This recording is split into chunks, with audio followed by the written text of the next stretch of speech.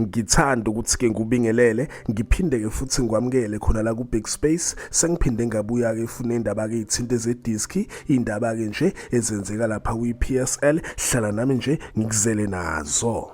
So namhlanje ngiphethe ke indaba ezithinte zama transfer kunodaba ke la ulisematheni olithinta ke Kaizer Chiefs naye ke lapha umdlali waseZimbabwe. So kunamasosi ke lambukeli aveza ukuthi ke midfield yaseZimbabwe yena ke uJona Fabish ukuthi ke usejoyine amakhosi iKaizer Chiefs. Kune video ke futhi ke trendayo lapha ku social media la kubonakala khona ke yena ke uJona Fabish efika ke lapha eOR Tambo eJohannesburg. Even nayo ke ifa post iconfirmile ukulenda kwakhe uJona Fabish lapha eOR Tambo noma izeke ifa post ingacacisanga ukuthi ke uyojoina liphiki iqembu lapha kwiBetway Premiership kodwa kamanye amasource akuvezile ukuthi ke uyojoina yona ke Kaizer Chiefs baze baveza ke lapha kwivideo le kade ke trend lapha ku social media baveze ke iquantum la Kaizer Chiefs limlindile ke lomdlali lapha eOR Tambo. So injalo ke mbukeli yena ke uJona Fabish amasource aveza khona ukuthi ke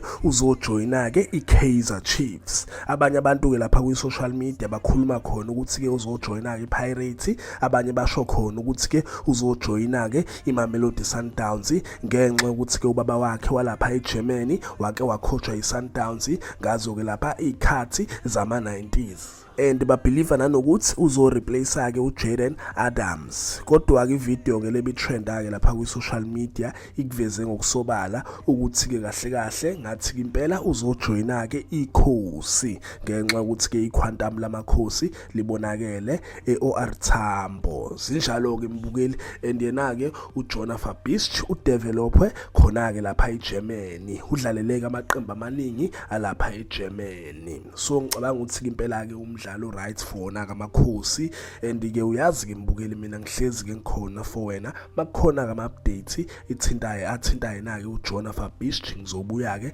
ngizok-update ake ngithi ke nje danke ngiyazi bongela.